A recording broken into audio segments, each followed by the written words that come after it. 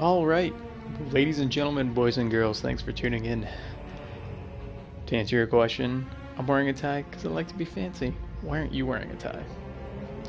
All right, we are going to talk about the Order 1886. Now, we are about 1 week removed from my actual completion of the campaign of the actual game, which is actually up on my YouTube channel, PGA Mexican Gaming, and it is also on the Twitch channel. So if you want to look at that, it's broken up. It was only about 5.5 hours, so it was broken up into 10 parts. So yeah, 5.5 hours. If I had more time and I was a little more into this, I would have kind of combined this video with some of the gameplay and some of my comments about it while I was doing it. But I just don't have the time yet. I just don't. I'm not there. But right now, I figured, in case anyone was wondering, and in case anyone doesn't have the 5.5 hours to watch that entire broadcast where I kind of broke stuff down as it came along, I would do a little kind of summary wrap up here, and you can kind of make your own assumptions from there. So I already am assuming that I'm not your first stop for a review on a game such as this, but you know what? Maybe in the future we start turning the tide. Alright, so let's break it down. Now, this game, to put it simply, I enjoyed it. I did. Like I said before, the gameplay, I played it on the normal difficulty, and it took me about 5.5 hours, like I had said before. That's kind of short, in my opinion. That's kind of short for a single player game that has absolutely no multiplayer. But you know what? The gameplay, it's not. That's not the biggest problem. That's not the biggest problem. And me saying that, I know that's not a good segue. Me saying that doesn't mean that there's a bunch of problems with this game. But in my opinion, there just wasn't a lot in the story, in the gameplay itself, for me to go back to. So the replayability is the problem for me. So 5.5 hours, maybe not so bad in some games, but other games might have that multiplayer, might have that replayability, collectibles, that kind of thing. Whereas this game, to be honest, I probably have no intention of picking up again for a while. So that being said, gameplay wise, not a bad game. Not a bad game at all. I did enjoy it. The biggest problem I had with it was that, aside from the story and maybe the setting, there wasn't anything really super unique about it. The cover system, the third-person shooting, everything about it has been done before. It's something that has already been done in other games. That's not to say this wasn't done well, but that being the fact, it had a lot of frames of references that it could pull from to put it into this game. The cover system, in my experience, it was a little touchy. And if you watch any of the gameplay experience, you're gonna hear me complain about it a couple of times. Not broken, but it wasn't fluid. It didn't seem like a Gears of War or something like that. It didn't seem as smooth as that. But aside from that, the gameplay, it was solid. It was solid. It was fun. It was a fun action game, third-person shooter, like I had said, and it just wasn't. It wasn't original. It wasn't original. It didn't stand out from anything that I'd played before. In terms of story, the story is a whole different beast. I was lucky enough to go into this game not really knowing anything about it. I hadn't looked at previews for it. I hadn't read anything about it, which is kind of rare for a game such as this, because this is pretty much a AAA title. So going into it fresh was kind of a luxury that probably most people didn't have. That being said, I was completely lost in the story. Maybe I'm just dumb. That could be the case.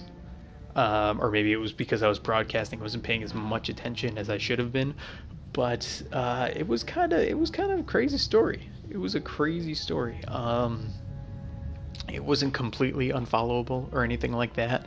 It was just kind of, it seemed to kind of bounce around, and it's that the pacing was just a little off to me. It seemed to bounce around between kind of two different storylines, which is what really confused me. Um, but along with the storyline, the cinematic value of it, all the cutscenes and everything. Now the cutscenes are long; they are relatively long. They're not Metal Gear Solid long, but they are relatively long compared to a lot of games. Again, that being said, the cinematic value on this is ridiculous. This game looks amazing. The graphics are amazing. The cinematics are amazing. So if you can get into the story, I mean, you are really going to enjoy it.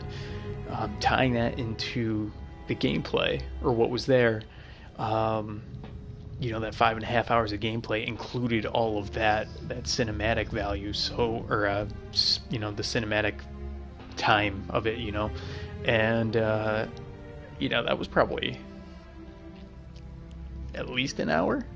At least that's probably being modest, so that cuts down on the gameplay as well. So 5.5 hours for a campaign that I'm only going to play once, and I watched, a fifth of it. So there's that.